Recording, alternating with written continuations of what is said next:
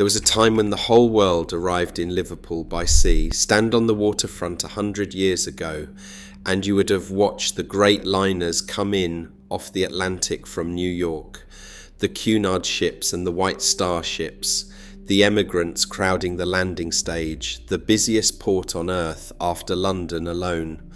More than 40 docks ran for 7 miles along the river. 3 palaces of pale stone rose above the water. The buildings the city came to call the Three Graces, a skyline that looked less like England than like Manhattan. Liverpool called itself the second city of the empire, and it was not flattering itself. Nearly 850,000 people lived here at its height. It had survived sieges in the Civil War. It had survived 7 nights of German bombing that killed close to 4,000 people across Merseyside, and it had rebuilt, recovered, and carried on the way it always had. But within a single human lifetime, the docks fell silent, half the people vanished, and whole streets stood empty against the sky. And in a quiet room in Whitehall, the government of the day sat down and discussed, in private, whether this city was worth saving at all. How does the richest city outside London, the one the bombers could not finish, come within a single sentence of being given up for dead? It begins, as Liverpool always does, with the river. The Mersey runs wide and brown and tidal into the Irish Sea, and the old name for the place, Liverpool, simply meant the pool of muddy water. For most of its life, this was nothing at all. On the 28th of August 1207, King John issued letters, patent advertising a new borough on the muddy creek, a place he called Liverpool, and invited settlers to come and take up land. He wanted a northern port free of the control of the Earl of Chester, somewhere to send soldiers across to Ireland. The town he created was 7 streets, laid out in the rough shape of the letter H. Castle Street, Dale Street, Chapel Street, Water Street. You can still walk their lines in the modern city, and then, for nearly 500 years, almost nothing happened. A few hundred souls, fishing and farming, waiting without knowing it for the thing that would one day make them rich. What made Liverpool was the Atlantic, trade with Ireland first, and then the longer, darker routes south to Africa and west to the Indies. In 1715, the town built something the world had never seen before, the first commercial enclosed wet dock, designed by an engineer named Thomas Steers, where a ship could float and load whatever the tide was doing. Liverpool stopped being a village and started becoming a machine, and the cargo that built the first great fortune was human. The first recorded Liverpool slave ship sailed at the turn of the 18th century, and within a few decades, the port had come to dominate the entire British slave trade. Liverpool ships carried something on the order of 1.5 million enslaved Africans across the ocean, close to half of all the people Britain trafficked. The profits sailed home and turned into merchant houses and banks and grand civic stone. The city's first golden age was paid for in lives, and Liverpool would spend the next 2 centuries trying not to look at it. Then the building began in earnest. In 1846, the city opened the Albert Dock, designed by Jesse Hartley with the architect Philip Hardwick. 5 vast warehouses of brick and granite and iron with no structural timber anywhere in them. The first fireproof dock system in the world. 2 years later, it had the world's first hydraulic cranes. There was St. George's Hall, finished in 1854, a great neoclassical temple of a building that many called the finest of its kind in Europe. The Cunard Line and the White Star Line were both born here, and the city became the gateway through which millions of Europeans sailed away to America. By 1893, Liverpool had even built the world's first electric elevated railway, running on iron legs the length of the dock wall. By 1900, more than 40 docks lined 7 miles of the Mersey. Liverpool was no longer a city with a port. It was a port that had grown a city around itself, and now it was going to build itself a face. That face still stands at the pier head.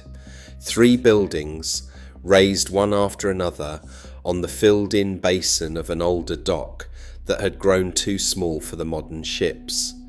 The Port of Liverpool building came first, finished in 1907, all Edwardian Baroque beneath a great green dome, home to the Mersey Docks and Harbour Board, the men who ran the river. Beside it rose the Royal Liver Building, completed in 1911 and reckoned one of the first true skyscrapers in England, with twin clock towers whose faces are larger than the faces of Big Ben. And on the top of each tower stands a great copper bird with outstretched wings, the liver birds. There is a legend about them, old even when the towers were new. One bird looks out to the sea, watching for the ships coming home. The other looks inland, over the city and its people.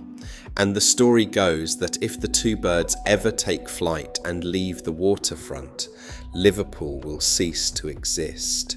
Last of the three came the Cunard Building, finished during the First World War, modelled on the palaces of Renaissance Italy, the headquarters of the shipping line whose liners left for New York from the stage just outside its doors. This was the city at its absolute height. Walk the Dock Road in the 1920s, and the air was heavy with the cargoes of the world, cotton and tobacco and sugar and brandy stacked in the bonded warehouses.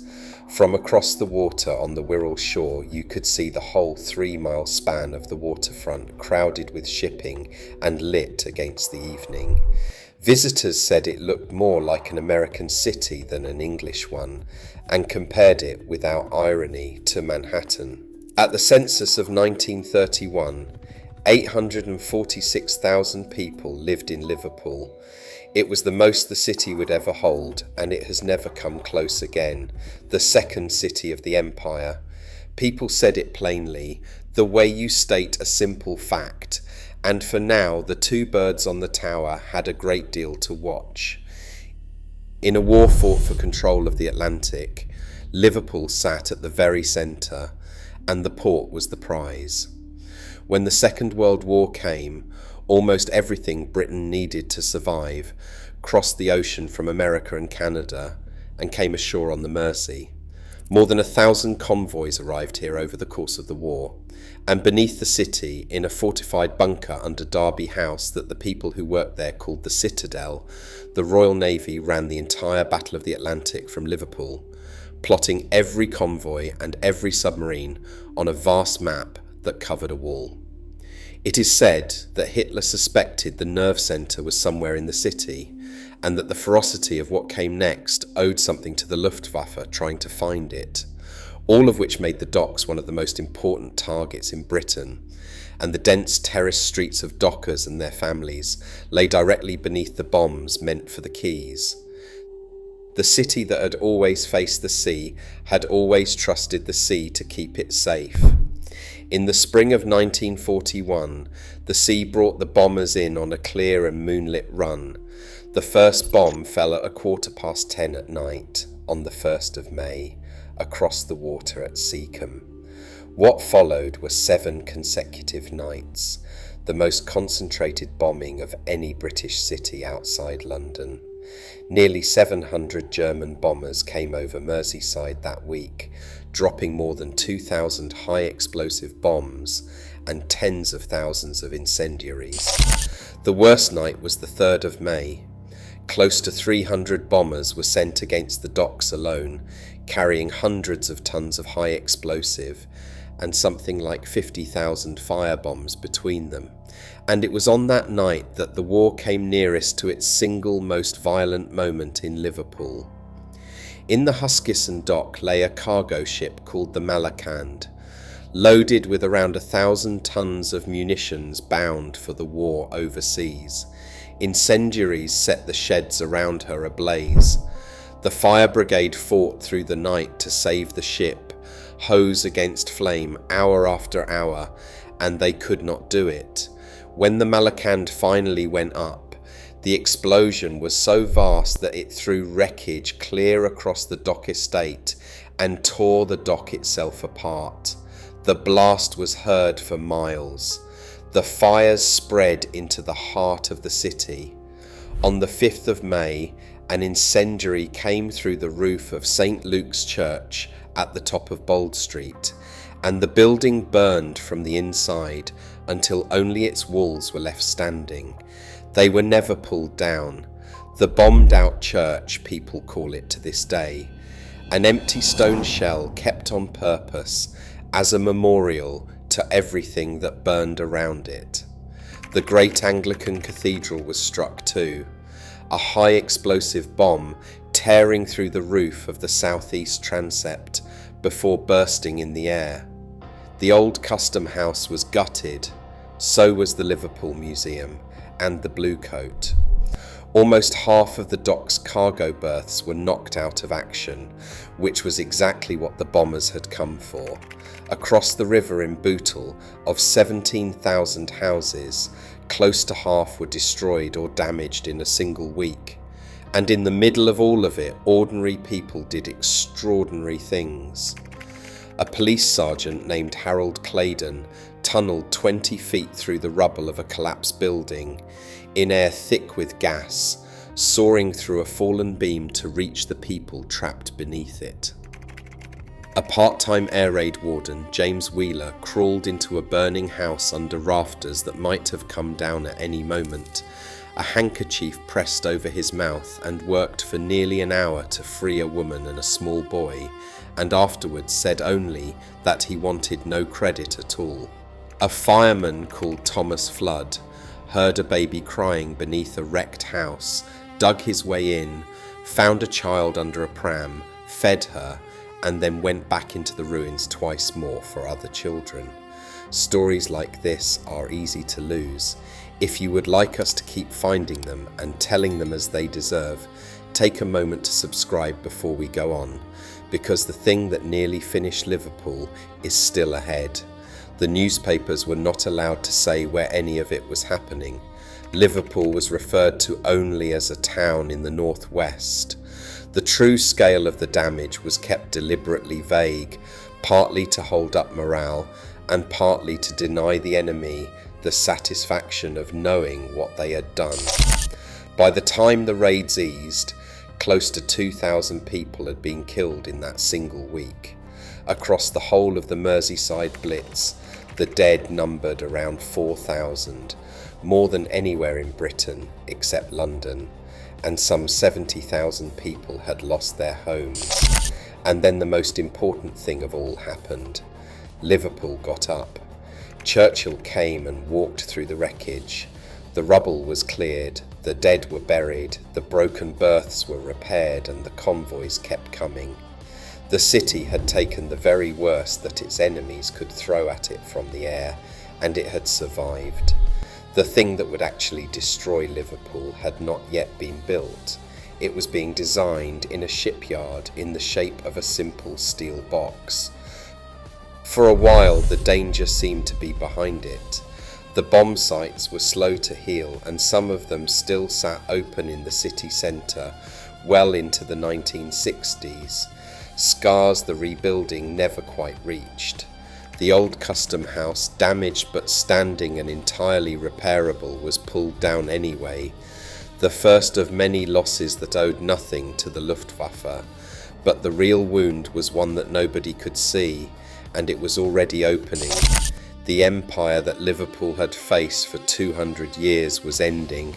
The trade routes that had made the city were swinging away from the Atlantic and toward Europe, toward the ports of the south and the east, closer to the new markets. The ocean that had carried everything to the Mersey was quietly beginning to carry it somewhere else. And in the 1950s, far away, a revolution began in the business of shipping itself, the standardized steel container. A single crane could now lift in minutes what had once taken a gang of dockers a full day. The whole reason Liverpool existed, a vast and skilled and hungry waterfront, was about to become the very thing the city could no longer afford. The bombs had wanted the docks and failed to keep them. The container wanted the dockers, and it would not miss. What happened to Liverpool over the next 20 years was slower than any air raid and far more thorough. The containers came and the work went.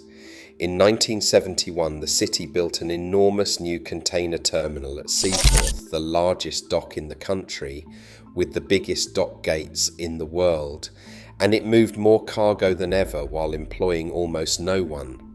The old South docks, the ones that had built the city, fell silent one after another. In 1972, the Albert Dock itself was closed and left to fill with mud, and at one point the council seriously discussed using the empty basin as a rubbish tip. The people went where the work went. A deliberate policy moved something like 160,000 of them out of the inner city to new towns at Kirkby and Skelmersdale and Runcorn, emptying the old streets on purpose. Many others simply left. From its peak of 846,000, the population fell and kept falling, down toward and then below 500,000. Of the city's 33 wards, only 2 grew through the 1970s, and 12 of them lost more than a fifth of their people. 12,000 left every single year. Almost a sixth of the land in the city stood empty or derelict, and the place that had been the richest outside London became one of the poorest.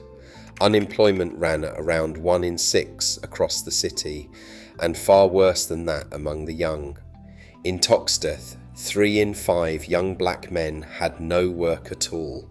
In July of 1981, after years of poverty and hard policing, Toxteth went up.